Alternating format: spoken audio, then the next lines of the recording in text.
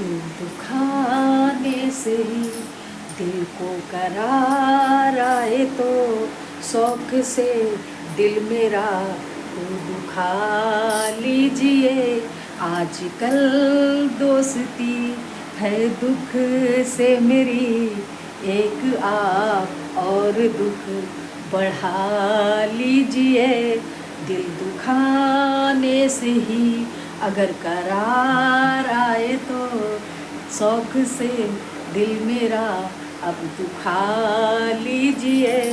दोस्तों राधे राधे, राम राम। और दोस्तों मैं आप लोगों से एक बात कहना चाहती हूँ कि दोस्तों देखो, कभी कभी कुछ ऐसा हो जाता है कि ना करते हुए भी दुख आ ही जाता है। शायद यही ज़िंदगी का उतार चढ़ाव होता है। और दोस्तों यही एक ज़िंदगी है कि चलते रहो, रुकने का कोई नाम नहीं होता है। लेकिन कभी कभी ऐसा हो जाता है कि दोस्तों कुछ चीज़ें आती, कहते जहाँ सुख होता है वहाँ दुख आता है, और जहाँ दुख होता है वहाँ सुख आता ही रहता है। तो शायद जीवन का यही एक लक्ष्य है कि सुख और दुख आता ही रहता है, और वो आएगा। जैसे सुबह होती है, शाम होती है, वैसे सुख और दुख भी होता है, वो भी आता है और जाता है। जब सुख नहीं रहता है तो दुख भी नहीं रहता। तो उसी में मैं दोस्तों बोल रही थी आपसे कि कभी भी परिस्थितियों से घबराना नहीं चाहिए, डटना चाहिए, डट के सामना करना चाहिए, कभी भी पीछे हार नहीं माननी चाहिए। और दोस्तों मैं बता दूं आपको कि कल मेरे घर में एक प्रोग्राम था मेरे बच्चे का। तो मुझे ये नहीं पता था कि मैं इतना जल्दी ये सब कैसे मैं मतलब कर पाऊँगी, एडजस्ट कर पाऊँगी, कैसे कर पाऊँगी। क्योंकि घर पे जो बात हुई तो वो बात किसी मध्यस्थ को लेके किसी के साथ हुई कि मतलब वो एडजस्ट करेंगे, पर मुझे नहीं लगा। और मुझे ये लगा कि अगर मैं वो करेंगे तो मेरे हस्बैंड का सर इसमें झुकेगा, और मेरे बच्चे भी दुखी होगा कि मतलब माँ बाप ने स्वयं ना करके माने और उन्होंने किया। मैंने इतनी जल्दी फास्ट काम किया दोस्तों कि मैं आपको बताऊं। पहले मैं उठी, गाड़ी वाले से बात की, फटाफट मैंने गाड़ी वाले को किया, गाड़ी वाले को करके फिर मैंने उसके बाद फटाफट मैंने पूरी सब्ज़ी बनाई सबके लिए। और एक्चुअली दोस्तों टाइम तो नहीं था, पर मतलब इतना अच्छा मतलब सोचा भी नहीं था कि मैं ये कर सकती हूँ। लेकिन हाँ, ये एक बात ठानी थी कि मुझे लगता था कि कहीं किसी का सर ना झुके, कि सब सुविधाएं होते हुए भी ये नहीं कर पा रही हैं, नहीं कर रही हैं। तो एक लोग थे, उन्होंने बोला मैं सारा अरेंजमेंट कर देता हूँ, आप केवल चलिएगा। लेकिन दोस्तों मैंने स्वयं मतलब मेरा दिमाग रात में ही थोड़ा कन्फ्यूजन हो गया कि क्यों ना ये काम मैं खुद कर सकती हूँ। मैं लेडीज़ ज़रूर हूँ लेकिन किसी मर्द से कम नहीं हूँ, मर्द से कम नहीं। बस मेरी अच्छाइयाँ यही है कि मैं सिर्फ अपने हस्बैंड के अलावा किसी से प्यार नहीं कर सकती, बस यही कर नहीं सकती हूँ। क्योंकि ज़िंदगी मेरी हस्बैंड से ही शुरू होती है और हस्बैंड से ही ख़त्म होती है। दोस्तों मैंने सुबह इतना जल्दी से फास्ट गाड़ी वाले को फ़ोन किया, क्योंकि उधर जो गाड़ी हो रही थी वो महंगी हो रही थी, और जो मैंने गाड़ी की वो लिमिट में गाड़ी की। और फिर जब कान की बाली की बात आई तो मैंने सोचा कि उधर बोला गया इतने का है। फिर मैं अपने सुनार के यहाँ गई, फट से अपने सुनार के मतलब सोते हुए मैंने सुनार को जगा दिया। सुनार गुस्सा तो हुआ बहुत कि मतलब आपने उनको जगा दिया आके। फिर मैंने कहा अरे कुछ इमरजेंसी थी, मैं जल्दी जल्दी गई, बाली ली, फटाफट काम किया, खाना पीना बनाया।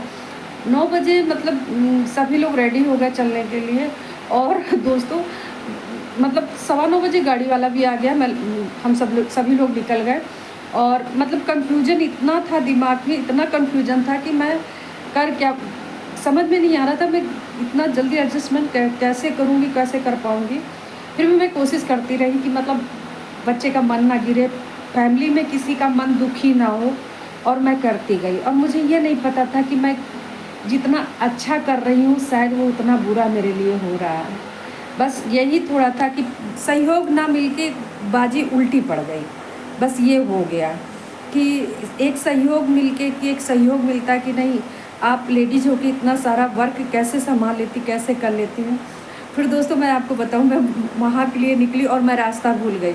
मतलब इतना कन्फ्यूज़न था कि मैं जहाँ पे जाना था तो उसके अलावा मैं दूसरे मतलब उससे बड़े मंदिर पे पहुँच गई, फिर वहाँ से मैं लौट के आई, फिर दूसरे मंदिर आई, फिर कहीं मैं 4 बजे घर आई। लेकिन दोस्तों एक दिल को बड़ी खुशी मिली, बड़ा अच्छा लगा कि मैं अपने दम पर जितना मेरा पॉकेट मनी अलाउ कर रहा था और जितनी मेरी सोच चल रही थी, सोच कम थी लेकिन किसी की इज्जत का ख्याल था कि उनकी मर्यादा को लेकर, उनकी बात को लेकर मैंने सारा अरेंजमेंट खुद किया माता रानी की दया से।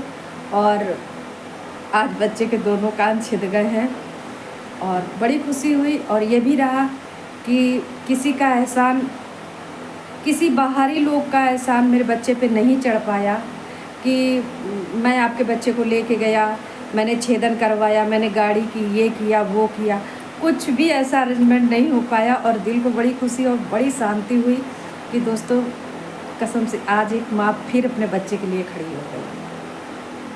तो सभी लोग मेरे बच्चे को आशीर्वाद दीजिएगा, क्योंकि मेरे बच्चा बहुत गलतियाँ करता है, लेकिन माँ बाप का फ़र्ज़ क्या है उसकी हर गलती को मिटाकर अच्छाइयों के मार्ग पे उसको चलाएं।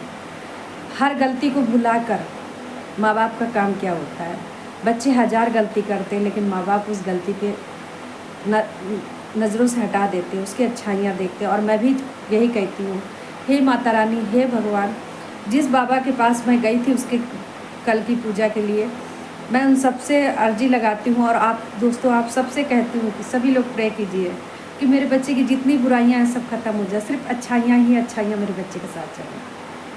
तो दोस्तों आप लोग खुश समझदार हैं। राधे राधे दोस्तों। और इससे ज़्यादा कुछ नहीं कहूँगी क्योंकि दिल बहुत खुश है, बहुत, लेकिन थकान बहुत है, बहुत थक गई हूँ, क्या करूँ। आज बच्ची स्कूल भी नहीं, कोचिंग भी नहीं जा रही थी, लेकिन डांट के भेज दिया, तो कोई बात नहीं दोस्तों।